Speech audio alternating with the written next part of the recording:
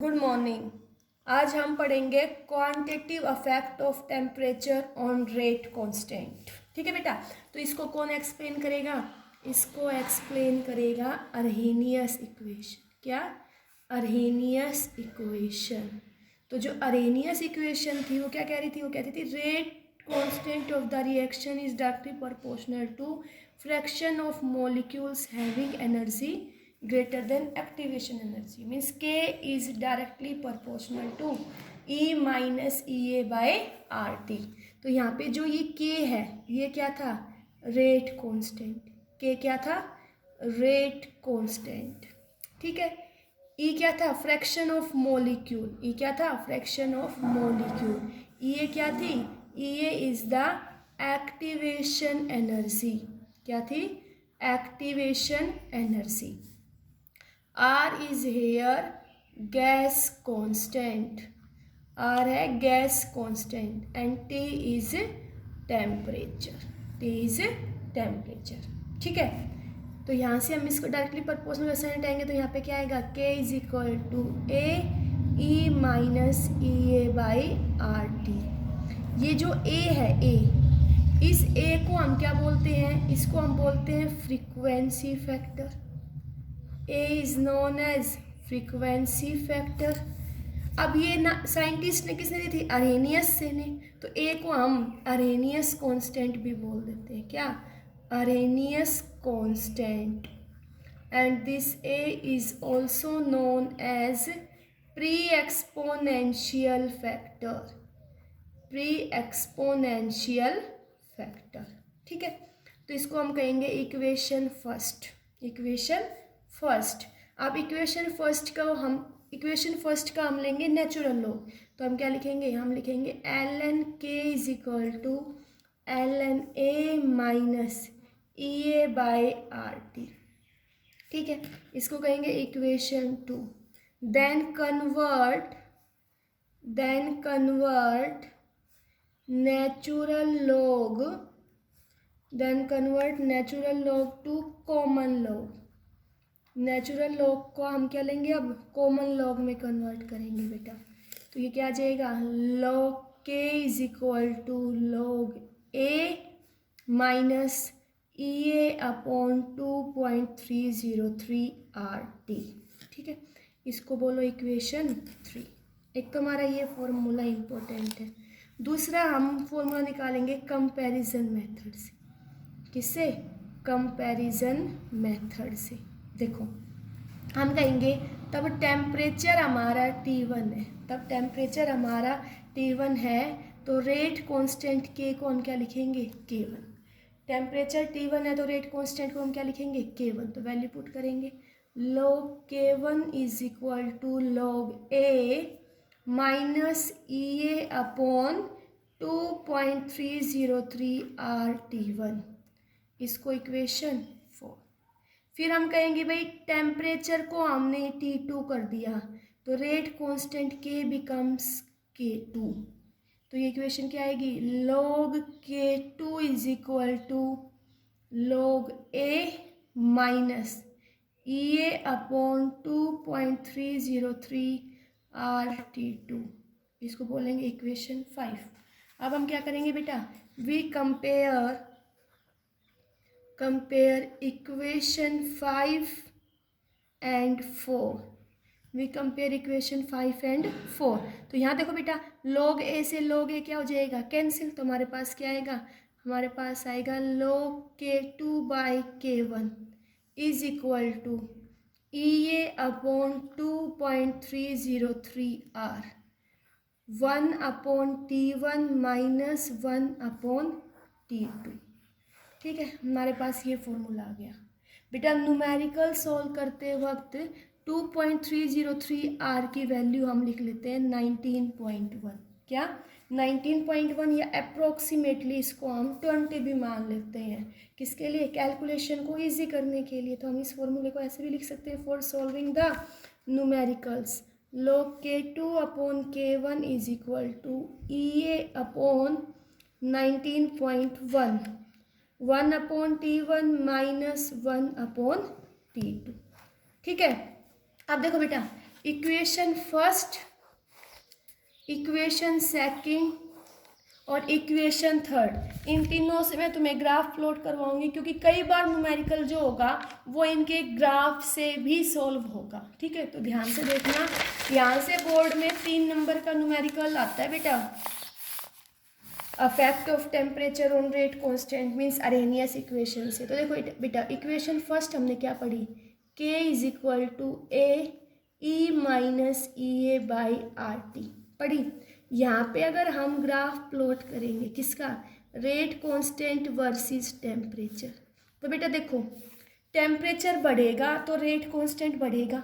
ठीक है, ये बात हमने पहले ही पढ़ ली। हमें पता है with increase in temperature rate of reaction increase, और फर्स्ट ऑर्डर काइनेटिक्स से तो R इज इक्वल टू के, it means rate constant increase. लेकिन डायरेक्टली इंक्रीज नहीं हो रहा, कैसे इंक्रीज हो रहा है, एक्सपोनेंशियली। कैसे, एक्सपोनेंशियली।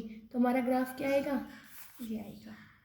ओके, सेकेंड इक्वेशन देखो, सेकेंड इक्वेशन हमारे पास क्या आई थी, L N K is equal to L N A minus E A upon R T, यही आई थी, L N K is equal to L N A minus E A upon R T.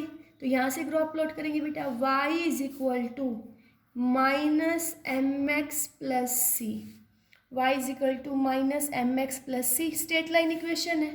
तो देखो बेटा ग्राफ प्लॉट करेंगे हम यहाँ से, वाई एक्सिस पे क्या लेंगे, एल एन के, एक्स एक्सिस पे क्या आएगा बेटा, 1 अपॉन टी, क्या 1 अपॉन टी। स्लोप कैसा है, माइनस एम की वैल्यू क्या देगी स्लोप, तो स्लोप कैसा है, नेगेटिव, तो ग्राफ कैसा आएगा, डाउनवर्ड कर्व। और यहाँ से हम इसका स्लोप, एम की वैल्यू हमें स्लोप देती है, तो स्लोप क्या आएगा, minus E A by R. तुम्हें क्वेश्चंस में बेटा स्लोप दे देंगे, कहेंगे एक्टिवेशन एनर्जी निकालो, तो तुम्हें फॉर्मूला यूज़ करना पड़ेगा, slope is equal to minus E A upon R. और जो ये वैल्यू है बेटा, ये हमारा इंटरसेप्ट है। इंटरसेप्ट क्या है इस इक्वेशन का, L N A, L N A. ठीक है, नेक्स्ट इक्वेशन देखो हमारे पास क्या थी, नेक्स्ट हमारे पास थी log K is equal to log A minus E A upon 2.303 R T. ठीक, तो यहाँ से ग्राफ प्लॉट करेंगे, y is equal to minus M x plus c, y is equal to minus M x plus c. तो यहाँ देखो बेटा, y axis पे क्या लोगे, लॉग के, x एक्सिस पे क्या आएगा बेटा, 1 upon T.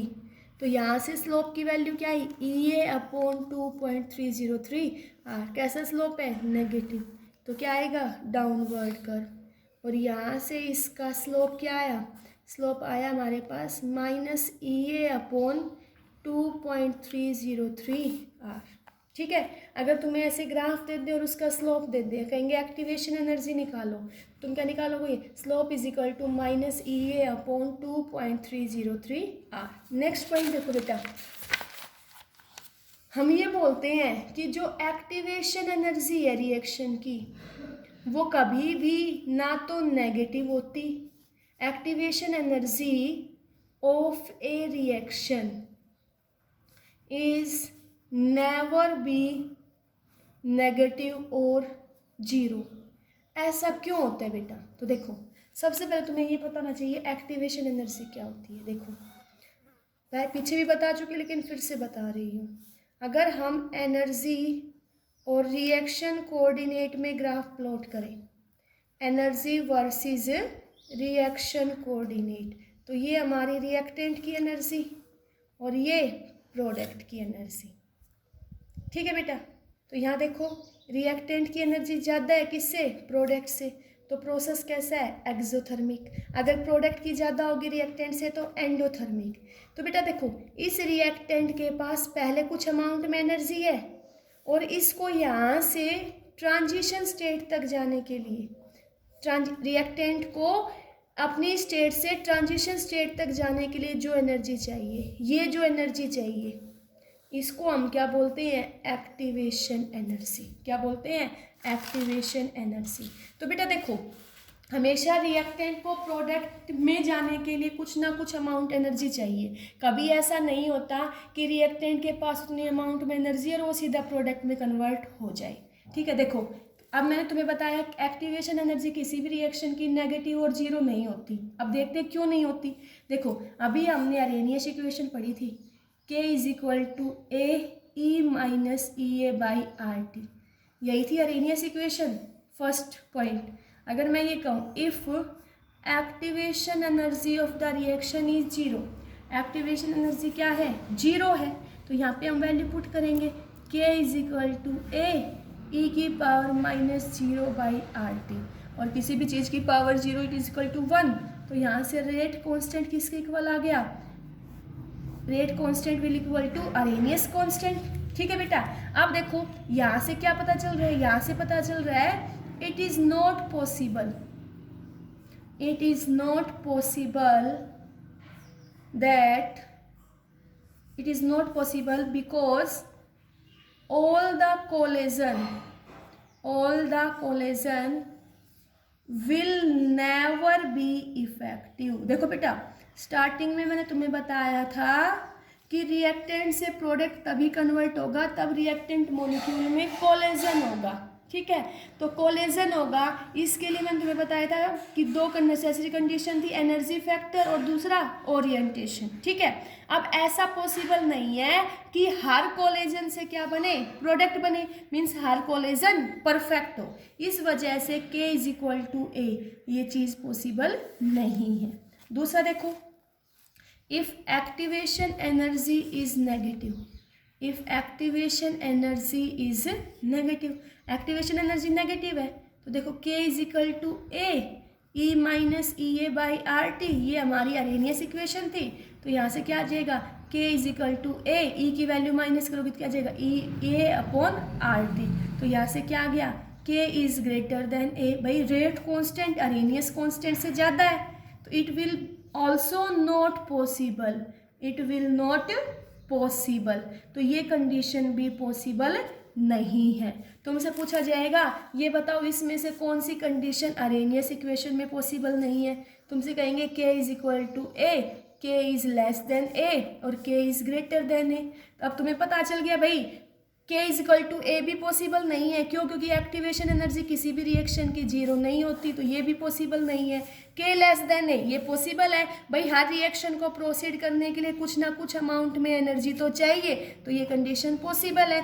K greater than A it means यहाँ पे अरेनियस एक्टिवेशन एनर्जी कैसी है, नेगेटिव, तो ये कंडीशन भी पॉसिबल नहीं है। उसके बाद देखो बेटा हमने पढ़ा था if magnitude of activation energy is more, अगर किसी रिएक्शन में मैग्नीट्यूड एक्टिवेशन एनर्जी का ज़्यादा है, इट मीन्स उस रिएक्टेंट को उस रिएक्टेंट को ट्रांजिशन स्टेट में जाने के लिए ज़्यादा एनर्जी चाहिए। बेटा एनर्जी ज़्यादा चाहिए, इट मीन्स रिएक्शन कैसी है, reaction will be slow, reaction कैसी है हमारी, स्लो है। सेकेंड पॉइंट देखो, if activation energy is less, किसी रिएक्शन की एक्टिवेशन एनर्जी कम है, एक्टिवेशन एनर्जी कम है इट मीन्स वो इजीली हो जाएगी, तो रिएक्शन विल अकर फास्ट, तो रिएक्शन कैसे होगी, फास्ट है। ठीक है, तो ये कहाँ से पता चल रहा है हमें, एक्टिवेशन एनर्जी से। ठीक है, नेक्स्ट कंडीशन देखो, डायरेक्ट पेपर में तुमसे पूछ ली जाएंगी बेटा, what would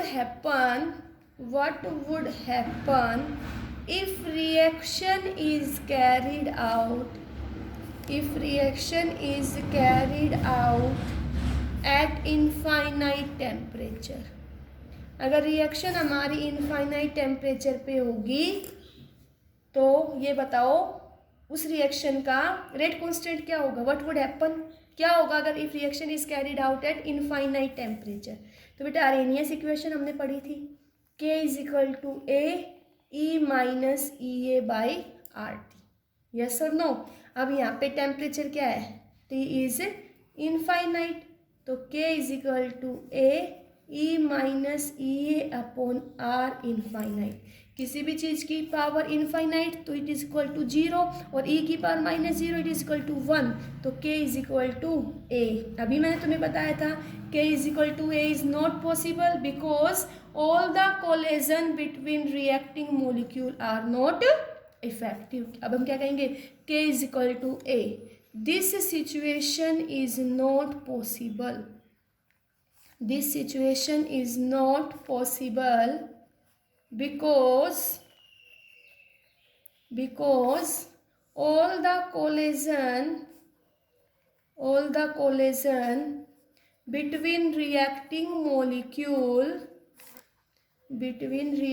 molecule are not effective, क्योंकि सारे कोलिजन हमारे इफेक्टिव नहीं है। ठीक है, अब हम पढ़ेंगे बेटा affect of catalyst on rate constant, कि कैटलिस्ट का रेट कांस्टेंट पे क्या अफेक्ट पड़ेगा। तो अभी हमने पढ़ा था कैटलिस्ट क्या होता है। कैटलिस्ट एक वो सब्सटेंस है जो रेट ऑफ रिएक्शन को इंक्रीज कर देता है। ठीक है, अब कैटलिस्ट रेट ऑफ रिएक्शन को कैसे इंक्रीज करता है बेटा, by creating an alternate pathway of low activation energy. देखो कैसे, जैसे मैंने ये कहा कि हमने potential energy versus reaction coordinate का ग्राफ प्लॉट किया। ठीक है बेटा, तो ये हमारी रिएक्टेंट की एनर्जी, ये प्रोडक्ट की एनर्जी। तो इस रिएक्टेंट को यहाँ से ट्रांजिशन स्टेट तक जाने के लिए, ये क्या थी हमारी ट्रांजिशन स्टेट, या इसी को हम बोल देते हैं एक्टिवेटेड कॉम्प्लेक्स। क्या बोलेंगे, एक्टिवेटेड कॉम्प्लेक्स।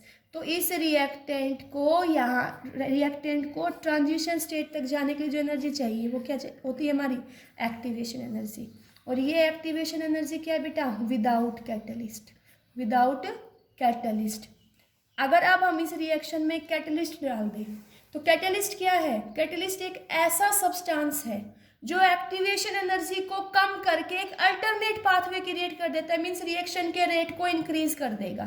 तो अगर अब मैंने कैटलिस्ट डाल दिया तो ये कैटलिस्ट क्या हो जाएगा, इस रिएक्शन के रेट को इंक्रीज कर देगा। कैसे इंक्रीज करेगा बेटा, बाय डिक्रीजिंग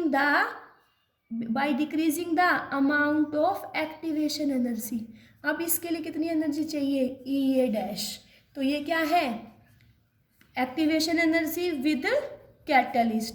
तो कैटलिस्ट ने क्या किया, कैटलिस्ट ने रेट कांस्टेंट या रेट ऑफ रिएक्शन को इंक्रीज कर दिया। बेटा कैसे इंक्रीज किया, by decreasing the magnitude of activation energy. उसने एक्टिवेशन एनर्जी के मैग्नीट्यूड को कम कर दिया। ठीक है बेटा, देखो अब हम इसका फॉर्मूला डिराइव करेंगे। हम कहेंगे let rate constant in absence of catalyst means हमने कैटलिस्ट यूज नहीं किया। at temperature T is K1 and EA is activation energy। EA क्या है यहाँ पे, एक्टिवेशन एनर्जी। तो यहाँ देखो बेटा, तो हम क्या लिखेंगे, log K1 is equal to log A minus EA upon 2.303 RT। ये इक्वेशन फर्स्ट हो गई। ठीक है, अब हमने कैटलिस्ट डाल दिया तो कैटलिस्ट क्या करेगा, रेट ऑफ रिएक्शन को इंक्रीज करेगा।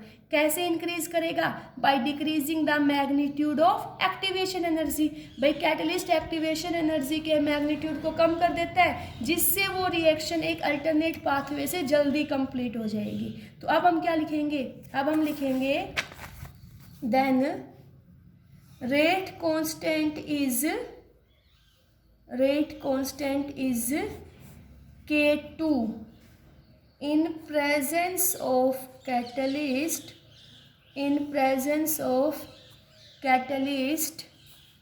then activation energy is EA dash at temperature T। अब बेटा देखो, यहाँ पे भी मैंने तुम्हें बताया था कि कैटलिस्ट क्या करेगा, मैग्नीट्यूड ऑफ पहले इतनी एक्टिवेशन एनर्जी थी विदाउट कैटलिस्ट।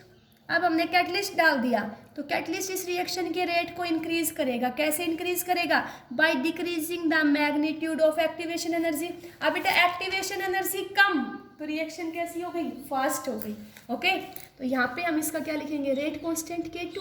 तो क्या आएगा, log K2 इज इक्वल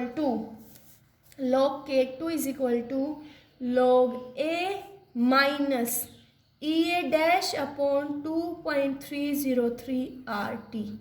इसको क्या कहेंगे, इक्वेशन सेकेंड। अब बेटा मैंने तुम्हें क्या बताया, रेट कांस्टेंट K1 था इन एब्सेंस ऑफ कैटलिस्ट और K2 था इन प्रेजेंस ऑफ कैटलिस्ट। कैटलिस्ट क्या कर रहा था, रेट कांस्टेंट को बढ़ा रहा था। तो यहाँ से ये पता चल गया K2 का मैग्नीट्यूड बड़ा होगा किससे, K1 से। लेकिन अब एक्टिवेशन एनर्जी पूछे तो एक्टिवेशन एनर्जी विदाउट कैटलिस्ट ज़्यादा होगी as compare to activation energy with catalyst. ये क्या है, activation energy, activation energy without catalyst, activation energy without catalyst. और EA डैश क्या है, activation energy, activation energy in presence of catalyst.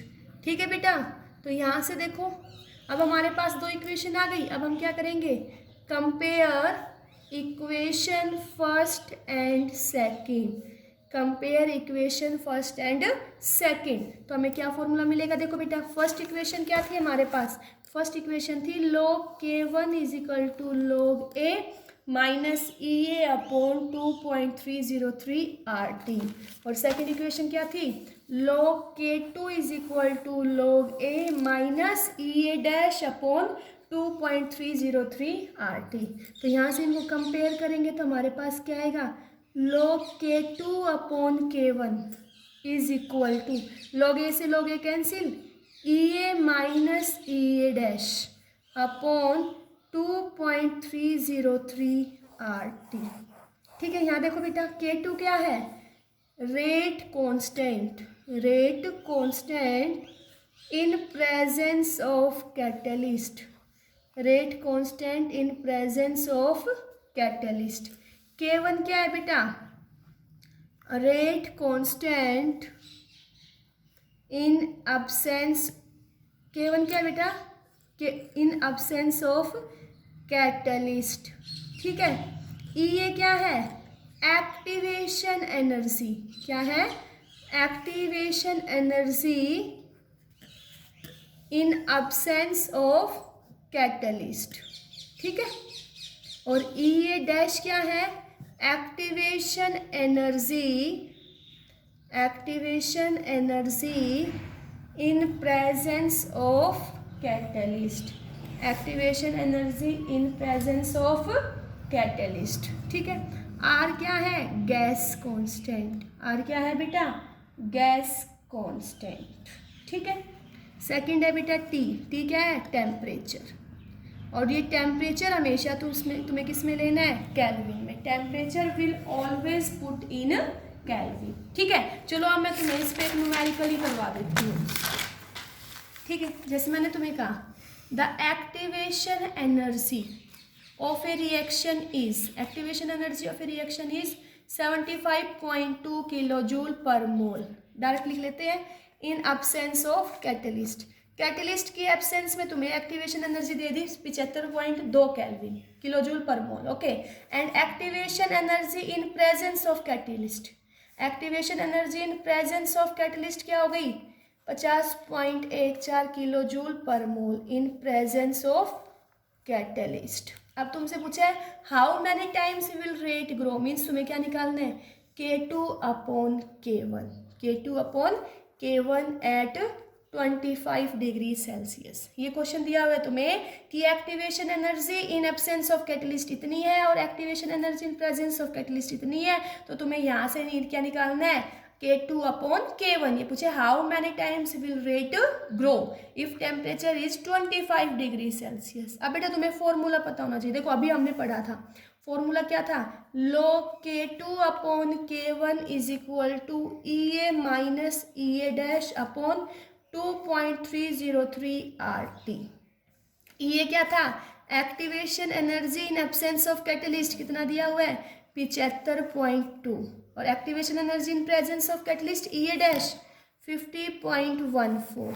अब बेटा ये किस में है, किलो जूल में है, किलो जूल को जूल में बदलेंगे तो क्या कर दोगे, यहाँ 1000 से multiply 2.303, R is gas constant 8.314, temperature कितना है बेटा 25 डिग्री सेल्सियस, किसमें बदलना होता है केल्विन में, तो 25 + 273 क्या आएगा 298 केल्विन। ठीक है, तो 75.2 में से 50.14 माइनस करोगे तो ये आएगा 25.06 × 1000 अपॉन 2.303 × 8.314 × 298, तो ये हमारे पास आया 4.3919। ये वैल्यू किसकी आई बेटा log K2 अपॉन K1, तो यहाँ से हमें क्या निकालना है K2 अपॉन K1, वो किसके इक्वल आएगा बेटा एंटी लॉग ऑफ 4.3919। अब इसका एंटी लॉग कर लोगे तो ये वैल्यू आएगी 24654 टाइम्स। ठीक है, तो अब हम क्या करेंगे, hence we can say that rate of reaction will increase 24654 times in presence of catalyst, कि कैटलिस्ट की प्रेजेंस में रेट हमारा इतने टाइम क्या हो गया इंक्रीज हो गया। ठीक है बेटा, तो यहाँ पे तुम्हें मोस्टली ऐसे क्वेश्चन दिए जाते हैं कि ये बताओ रेट कितने टाइम चेंज होगा, तो तुम्हें दो एक्टिवेशन एनर्जी दे देंगे, in absence of catalyst, in presence of catalyst, then you will use the formula log K2 upon K1 is equal to EA minus EA dash upon 2.303 RT। Thank you.